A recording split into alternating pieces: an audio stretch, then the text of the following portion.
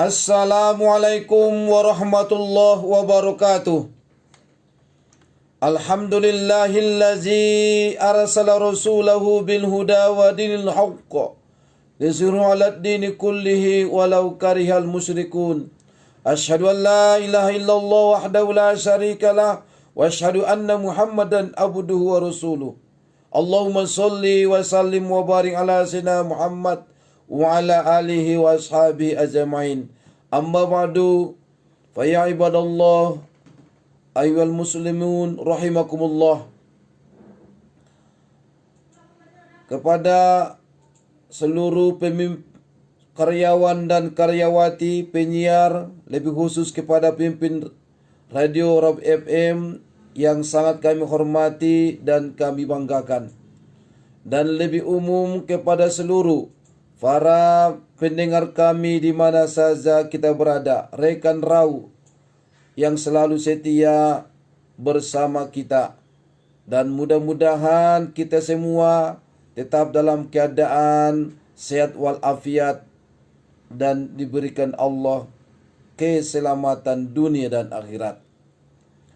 Mari kita panjatkan syukur alhamdulillah kehadirat Allah Subhanahu wa taala yang telah mengutus para nabi dan rasul sebagai contoh pemimpin yang baik dan abadi dalam kehidupan kita. Mudah-mudahan dengan belajar mempelajari sejarah-sejarah para nabi dan rasul, khusus kepada Nabi kita Muhammad sallallahu alaihi wasallam, mudah-mudahan kita mendapatkan petunjuk, bisa kita bedakan mana yang baik dan mana yang buruk, mana yang hak dan mana yang batil, dan mudah-mudahan dapat kita aplikasikan, mengambil iktibar dari sejarah para nabi dan rasul itu di dalam kehidupan kita yang nyata, sesuai dengan apa yang kita alami dalam kehidupan kita. Karena Allah telah mengutus mereka kepada kita dengan membawa hidayah, wahyu dari Allah yang sangat sempurna, dan kita dijamin akan mendapatkan bahagia dan selamat di dunia dan akhirat kalau kita berpegang teguh kepada Al-Quran dan As-Sunnah Nabi kita Muhammad sallallahu alaihi wasallam. Salawat dan salam kepada junjungan Nabi kita besar Muhammad sallallahu alaihi wasallam. Allahumma sholli ala Muhammad wa ala alihi wa azurriyatihi wa ahli baitihi ajma'in. Yang kita sangat muliakan Nabi kita Muhammad sallallahu alaihi wasallam sebagai top leader, sebagai pemimpin yang sangat baik, yang sangat dicintai, yang sangat dipercaya, yang mampu membimbing dan memiliki kepribadian, dan beliau adalah pemimpin yang abadi, pemimpin yang tak lekang oleh waktu, dan sangat kuat pengaruhnya sampai detik ini, itu tidak lekang ditelan zaman, bahkan semakin kuat pengaruhnya meskipun Nabi kita sudah tidak ada lagi di muka bumi ini. Itulah tandanya beliau adalah pemimpin yang abadi. Kehadiran beliau di muka bumi ini adalah wa ma arsalnaka illa rahmatan lil alamin, dan tiadalah kami utusmu Muhammad kecuali menjadi rahmat sekalian alam. Innama bu'istu liutammima makarimal akhlak. Beliau memproklamirkan kedatangan beliau kepada kita manusia adalah untuk menyempurnakan akhlak manusia menjadi akhlak yang mulia. Oleh karena itu, mudah-mudahan kita sebagai umat beliau, kita selalu berusaha semaksimal mungkin untuk meneladani beliau dalam kehidupan ini. Apalagi kita di saat ini sudah berada pada 13 Rabiul Awal 1446 Hijriah. 12 Rabiul Awal di hari Senin adalah merupakan hari kelahiran beliau.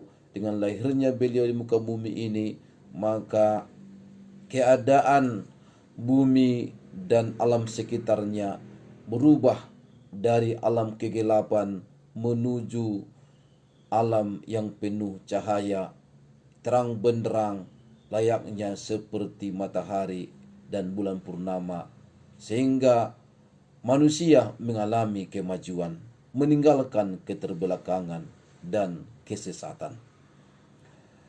Kaum muslimin dan kaum muslimat rahimakumullah, di dalam Al-Quran Allah Subhanahu wa ta'ala mengajarkan kepada kita, wa inna lakum fil an'ami la'ibrah, dan sesungguhnya pada hewan ternak itu benar-benar terdapat pelajaran bagi kamu.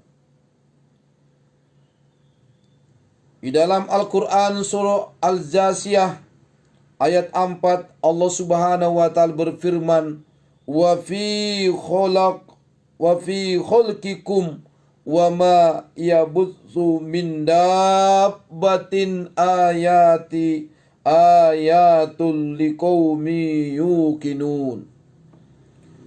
Pada penciptaan dirimu dan pada binatang-binatang yang melata yang bertebaran di muka bumi terdapat tanda-tanda kekuasaan Allah untuk kaum yang meyakini. Kaum muslimin dan kaum muslimat rahimakumullah, kita belajar kepemimpinan dari berbagai hal, dan tentunya kita lebih bisa belajar kepemimpinan daripada orang-orang terdahulu kita, sehingga kita bisa menjadi pemimpin yang dicintai, pemimpin yang dipercaya, pemimpin yang mampu membimbing, dan pemimpin yang selalu diingat orang, dan pemimpin yang abadi, dan pemimpin yang memiliki kepribadian. Oleh karena itu, saudaraku, kita belajar tentang kepemimpinan yang paling bagus dan paling utama, dan tidak ada selebihnya adalah belajar kepemimpinan daripada para nabi dan rasul, terutama kepada Nabi kita Muhammad SAW yang memiliki sifat siddiq, amanah, tablik, patonah. Yang 4 sifat ini adalah kunci yang paling utama di dalam melaksanakan kepemimpinan kita. Setiap diri kita adalah pemimpin, dan setiap pemimpin akan mempertanggungjawabkan terhadap yang dipimpinnya. An Abdullah ibnu Umar radhiyallahu anhuma anna Rasulullah sallallahu alaihi wasallam qala ala kullukum ra'in wa kullukum mas'ulun ar-riyatih. Ketahuilah, setiap dari kalian adalah seorang pemimpin, dan kalian akan dimintai pertanggungjawabannya atas yang dipimpin. Fal imamul lazi 'alan nas ra'in wa huwa mas'ulun ar-riyatih. Penguasa yang memimpin orang banyak akan dimintai pertanggungjawaban atas yang dipimpinnya. Hadis riwayat Bukhari dan Muslim dari Abdullah bin Umar radhiyallahu anhuma. Kaum muslimin yang dirahmati Allah Subhanahu wa taala, ada pemimpin itu yang sangat menonjol prestasi kerja dan integritasnya. tetapi tidak dicintai oleh lingkungannya. Dan ada pemimpin yang kurang disukai oleh bawahannya, meskipun dia rajin dan pandai, namun dianggap kurang bisa membina hubungan baik dengan orang lain. Dia sangat kaku, kurang ramah, dan tidak peka. Sebaliknya, ada seorang pemimpin suatu perusahaan yang sangat ramah dan peka, sangat baik hati, serta pandai sekali bergaul. Tetapi dia agak lamban dan kurang disiplin. Akibatnya para bawahannya tidak memiliki semangat juang meskipun dia orang yang menyenangkan. Akhirnya kinerja perusahaan menjadi turun. Dan ada lagi pemimpin yang berprestasi, kinerjanya menonjol sehingga orang lain tidak tahu apa yang sedang dikerjakannya. Dia tidak pernah membimbing bawahannya. Dia pun tidak pernah percaya kepada orang lain. Akibatnya, pada saat pekerjaan sudah menumpuk, dia merasa sangat tertekan karena target waktu yang ditetapkan tidak bisa tercapai. Kinerjanya langsung anjlok. Oleh karena itu, saudara-saudaraku, mari kita belajar kepemimpinan dulu dari binatang yang Allah berikan kepada kita suatu ibrah, suatu pelajaran. Wa inna lakum fil an'ami la'ibrah, dan sesungguhnya pada hewan itu benar-benar terdapat pelajaran bagi kamu. Al-Quran surah An-Nahl ayat 66. Belajar dari mana kita? Dari sekian banyak binatang. Nanti insya Allah akan kita pelajari kepemimpinan dari perilaku induk ayam, induk kerbau, juga dari singa dan serigala. Saudara-saudaraku, kaum muslimin dan kaum muslimat rahimakumullah. Di dalam teori-teori kepemimpinan ada 5 tipe kepemimpinan. Yang pertama, tipe kepemimpinan yang demokratis, yaitu pemimpin itu sangat menghargai pendapat bawahannya dan dia tidak otoriter. Yang kedua, ada tipe kepemimpinan yang otoriter, yaitu cenderung menekan dan memaksakan kehendaknya kepada bawahannya untuk mencapai tujuannya. Dan yang ketiga, ada tipe karismatik, yaitu tipe pemimpin yang banyak berkomunikasi dengan bawahannya, sehingga bawahannya pun senang hati melakukan apapun yang dibutuhkan oleh pemimpin tersebut. Kemudian ada tipe yang keempat, tipe militeristik, yaitu tipe pemimpin yang mementingkan disiplin tinggi. Jika tidak bisa disiplin, itu akan ditegur dan akan diberikan hukuman, dan itu bisa menyebabkan ketidaknyamanan bagi bawahannya. Dan yang kelima, ada tipe paternalistik, yaitu memperlakukan bawahannya seperti pemula dalam bekerja dalam segala hal. Ia selalu mengajarkan, dia selalu memandu, dan dia selalu mengontrol sesuai dengan keinginan pemimpin tersebut, sehingga bawahannya itu seolah-olah seperti muridnya, dan bahkan bawahannya itu seperti tersangka yang harus diponis, yang selalu diponis perbuatannya oleh hakim. Saudaraku, tipe kepemimpin yang otoriter, yaitu pemimpin yang cenderung menekan dan memaksakan kehendak kepada bawahannya untuk mencapai target-target tertentu, itu sangatlah membahayakan. Pada saat ini ada pemahaman Pemimpin itu hanyalah sebuah kedudukan atau sebuah posisi semata. Dan akhirnya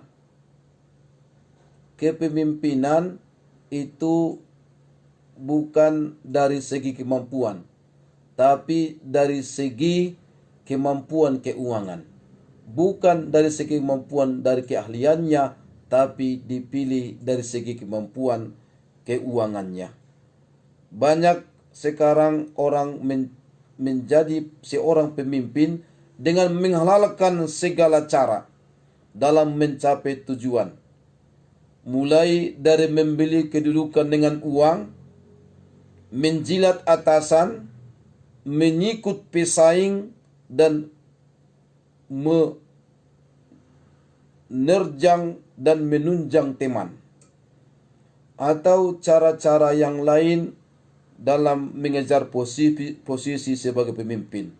Akibatnya terlahirkanlah pemimpin yang tidak dicintai, tidak disegani, pemimpin yang tidak ditaati, dan bahkan pemimpin yang dibenci. Pemimpin yang mempergunakan kekuasaannya untuk mengarahkan, memperalat, ataupun menguasai orang lain supaya orang itu mengikutinya dengan sistem pemimpin yang otoriter. Umumnya jenis pemimpin yang otoriter itu adalah sifatnya menekan. Tapi alam ciptakan dengan hukum keseimbangan. Segala sesuatu diciptakan dengan berpasang-pasangan dengan neraca keadilan. Ingat mekanisme per. Apabila per ditekan, maka per itu akan mengeluarkan daya lenting atau dorong sebesar tekanan yang dikeluarkan untuk mencapai titik keseimbangannya kembali. Begitu pula jiwa manusia. Apabila ditekan, maka jiwa itu akan mengeluarkan energi atau daya untuk mencapai titik keseimbangannya kembali. Energi itulah yang akan timbul dalam bentuk perjuangan, perlawanan, dan bahkan namanya revolusi. Oleh karena itu, pemimpin yang bersifat otoriter ini haruslah kita hindarkan dari diri kita. Fal imamul lazi 'alan nas ra'in wa mas'ulun ar-ra'iyati. Penguasa yang memimpin orang banyak akan dimintai pertanggungjawaban atas apa yang dipimpinnya. Saudaraku, kita kembali kepada tema kita yang paling utama. Kita belajar kepemimpinan dari perilaku hewan. Perilaku hewan yang pertama yaitu dari perilaku induk ayam. Tentu pendengar kami ada yang memiliki ayam, kandang ayam, dan banyak ayam. Dan sering makan ayam. Saudaraku, induk ayam, bagaimana dia memperlakukan anak-anaknya? Ternyata induk ayam memperlakukan anaknya dengan kasih sayang dan adil. Setelah induk ayam beberapa hari mengeram dan kemudian menetaskan semua telur-telurnya, maka induk ayam sangat bertanggung jawab terhadap semua anak-anaknya. Dengan penuh kasih sayang, induk ayam memberikan perhatian kepada semua anak-anaknya yang baru menetas dari telurnya itu. Induk ayam membimbing dan mengajari anak-anaknya yang belum berdaya itu mencari makanan dengan menggunakan paruh dan kakinya. Induk ayam membongkar tanah, sampah, atau apa saja yang ada di depannya.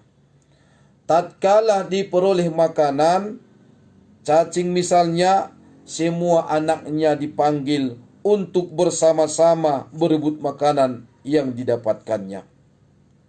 Induk ayam tidak pernah lelah dalam berjuang untuk mencari makanan.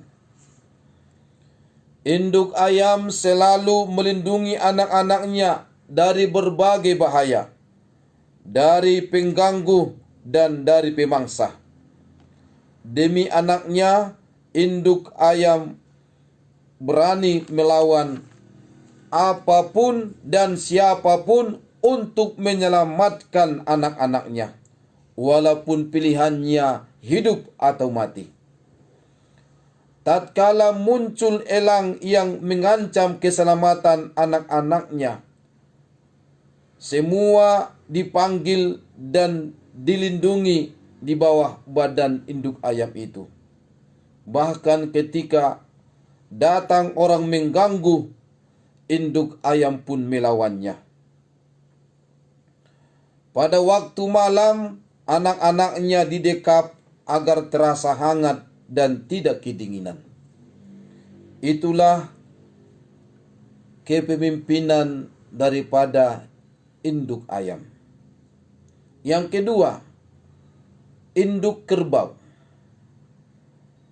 Induk kerbau terhadap anak-anaknya sangat menyayangi. Tetapi rasa sayang induk kerbau terhadap anak-anaknya tidak sampai membelah mati-matian sebagaimana dilakukan oleh induk ayam. Induk kerbau hanya menunggu dan berkumpul. Tetapi di antara mereka sama sekali tidak ada persatuan dan apalagi namanya solidaritas. Ketika menghadapi musuh, sesama kerbau saling membiarkan. Mereka berkumpul tetapi tidak saling membela. Induk kerbau terhadap anak-anaknya hanya sebatas mengamankan, tetapi tidak bertanggung jawab. Kerbau pada malam hari beristirahat dengan berkumpul dan membentuk lingkaran. Biasanya kepala diposisikan di bagian luar, sehingga masing-masing saling membelakangi. Di bagian tengah dari lingkaran itu ditaruh anak-anaknya. Inilah cara kerbau menyelamatkan anak-anaknya dari berbagai macam bahaya yang mengancam. Namun anehnya, tatkala datang binatang buas, induk dan kerbau dewasa yang berkumpul di tempat itu, semuanya membiarkan yang tertekam, yang terterkam. Tidak ada pembelaan terhadap anaknya sendiri. Ketika datang kawanan serigala, lalu menyerang salah satu kerbau, maka kerbau lainnya tidak peduli. Masing-masing membiarkan kawannya diserang dan dimakan bersama-sama oleh pemangsanya hingga habis. Saudaraku, induk ayam dan induk kerbau ini rasanya sangat tepat kita gunakan untuk menggambarkan model kepemimpinan seseorang. Model kepemimpinan induk ayam terhadap anak-anaknya dengan sanggup memberikan perhatian dan membagi kasih sayang kepada semua anak-anaknya yang dipimpinnya. Berkat perhatian dan kasih sayang itu, maka anak buahnya akan merasa senang, terlindungi, merasa terjamin keselamatan dan kehidupannya. Tentu kalau kita kembalikan kepada kita manusia, kita semua manusia membutuhkan perhatian, membutuhkan perlindungan, membutuhkan pengakuan, dan kita pun butuh dihormati keberadaan kita, dan kita memerlukan rasa aman dan perlakuan secara adil, dan kita butuh dihargai, dan kita sangat butuh diberikan harapan, dan apalagi dipikirkan masa depan kita. Semua itu dilakukan oleh induk ayam terhadap anak-anaknya. Jadi kepemimpinan daripada induk ayam dari perilakunya adalah contoh yang baik kepada kita yang sedang memimpin dan yang akan memimpin. Contohlah induk ayam.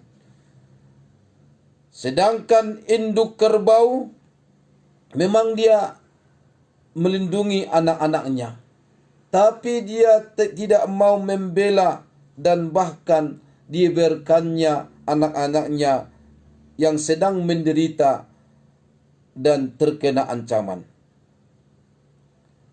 Seorang pemimpin seharusnya bertanggung jawab atas kepemimpinannya. Kullukum ra'in wa kullukum ra'in mas'ulun ar-ra'iyatih. Setiap kamu adalah pemimpin dan setiap pemimpin akan diminta pertanggungjawaban atas yang dipimpinnya.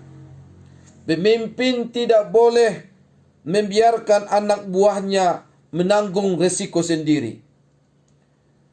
Satu saat anak buahnya dianggap penting, namun ketika tidak diperlukan lagi, anak buahnya dibiarkan, bahkan seolah-olah ia tidak mengenalinya. Habis manis, kemudian dia dibuang ke sampah. Maka, saudaraku, siapapun yang sedang dan akan menjalankan tugas kepemimpinan seharusnya memperhatikan kedua jenis binatang ini, induk ayam dan induk kerbau.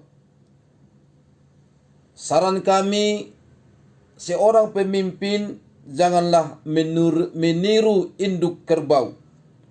Sebaliknya, tirulah induk ayam.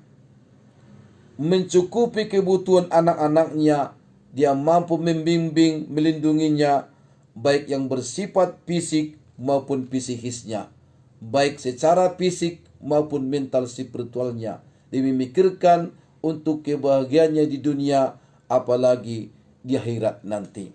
Itulah pemimpin yang baik, seperti contohkan oleh induk ayam. Insya Allah akan dilanjutkan setelah iklan berikut ini. Kaum muslimin dan kaum muslimat rahimakumullah. Kemudian kita beralih kepada belajar tentang kepemimpinan dari perilaku singa. Singa adalah binatang buas raja hutan. Dia berbadan berukuran besar dan tegap, menunjukkan simbol kewibawaan. Singa itu tidak sembarang memakan makanan jenis daging pilihan yang masih segar. Itulah yang selalu dimakan oleh singa. Dan setelah dia kenyang, dia menyisahkan makanan bagi singa lainnya dan binatang-binatang lainnya. Dan singa si raja hutan itu pun sangatlah ditakuti oleh binatang lainnya dari berbagai jenis binatang, dan dia pun tidak mudah dibujuk oleh apapun. Siapa saja yang mengganggu singa, singa itu akan siap menghadapi, siap melawan, dan bahkan siap menerkam, dijadikan mangsa. Dan ini adalah menunjukkan sifat pemberani daripada seekor singa. Oleh karena itu, saudaraku, kita ini berada di tahun politik. Kita akan pilkada, pemilihan kepala daerah. Maka kepada kita seluruh rakyat dan masyarakat haruslah bermental singa. Tidak mau dipengaruhi oleh siapapun dengan cara-cara murahan, dengan uang saweran, money politik. Maka kalau demikian akan lahirlah pemilu yang menghasilkan pemimpin yang kuat, yang berwibawa, pemberani bagaikan singa. Tapi ingat saudara-saudaraku, kalau kita ingin pemimpin yang kuat dan ditakuti, belajarlah daripada singa. Tapi kalau ingin menjadi pemimpin yang hebat, belajarlah dari serigala. Bagaimana serigala itu? serigala itu hidup secara berkelompok. Dan sistem perkawinan mereka monogami, yaitu setiap pasangan hanya setia kepada satu pasangan dalam hidupnya. Dan pemimpin serigala dipimpin oleh serigala alfa yang merupakan ayah dan ibu dari kelompok serigala tersebut. Pemimpinnya diturunkan lewat hierarki keluarga, bukan dari sebuah pertarungan. Dan serigala ini selalu kerjasama, baik ia waktu berburu, mempertahankan wilayah, apalagi saat berkelana. Posisinya serigala masing-masing dalam berburu itu sesuai dengan keahliannya. Posisi pertama, serigala paling lemah untuk memecah salju. Posisi kedua dan keempat, itulah serigala yang paling kuat untuk melindungi kawanan dari serangan binatang buas lainnya. Dan posisi ketiga adalah serigala yang tugasnya menjaga anak-anak serigala. Seperti inilah pemimpin yang bersifat serigala. Dia memiliki kepemimpinan yang sangat baik dan dicontoh oleh masyarakat, oleh manusia. Oleh karena itu, saudara-saudaraku, di penghujung pertemuan kita ini, pada sesi yang ketiga ini, mari kita belajar tentang kepemimpinan daripada binatang. Ada yang baik dan ada yang tidak baik. Maka contohlah yang baik, terutama dari sifat induk ayam. Jangan contoh induk kerbau yang tidak peduli kepada anak-anaknya ketika terancam dan dibunuh dan diburu oleh binatang lainnya. Dan contohlah singa dari segi keberanian dan dari segi berbagi. Dan contohlah juga kepemimpinan dari serigala dari sistem manajemen organisasinya dalam mencapai tujuan. Oleh karena itu, saudaraku, bagi kita yang sedang memimpin dan yang akan memimpin, apalagi yang sudah diberikan amanah, ingatlah firman Allah di dalam Al-Quran. Allazina immakkannakum fil ardi aqamus salata wa atauz zakata wa amaru bil ma'ruf wa nahawna 'anil munkar walillahi akibatul umur. Orang-orang yang jika Allah memberikan kepada mereka amanah memimpin di muka bumi, maka mereka mendirikan solat, menunaikan zakat, dan mereka mengajak kepada kebaikan dan mencegah daripada kemungkaran. Dan akibat yang baik itu dari segala urusan adalah kita kembalikan kepada Allah. Inilah yang diajarkan oleh Allah Subhanahu wa taala kepada kita. Setiap orang ada masanya, setiap masa ada orangnya. Ketika kita ada pada masanya, jangan lupa mendirikan solat, menunaikan zakat, dan mengajak manusia kepada kebajikan dan mencegah manusia dari kemungkaran. Jangan setelah kita diberikan amanah, kita pun lupa solat, kita tidak menunaikan zakat, dan kita pun lupa melaksanakan amar ma'ruf nahi mungkar. Saudaraku, inilah teori-teori kepemimpinan yang sangat baik kita laksanakan. Jadilah pemimpin yang dipercaya, pemimpin yang dicintai, pemimpin yang mampu membimbing, pemimpin yang memiliki kepribadian, dan pemimpin yang abadi. Sebagaimana contohkan oleh Nabi kita Muhammad sallallahu alaihi wasallam, sehingga kita menjadi rahmatan lil alamin dan menjadi orang yang memiliki kemampuan mereformasi melakukan perubahan ke arah yang lebih baik yang diridhoi Allah Subhanahu wa taala. Amin amin ya rabbal alamin. Wallahu muwaffiq ila aqwamit billahi taufiq wal hidayah billahi fi sabilil haq. Assalamualaikum warahmatullahi wabarakatuh.